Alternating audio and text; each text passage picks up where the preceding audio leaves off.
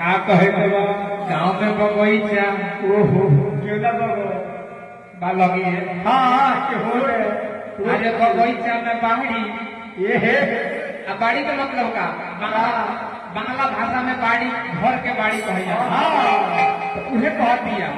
कि गांव में बगीचा ओहो अरे बगीचा में बाड़ी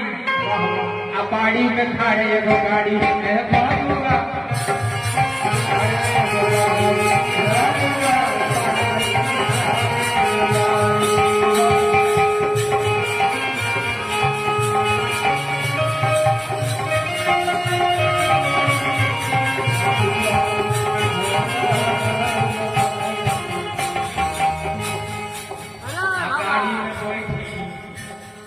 होली के महड़ी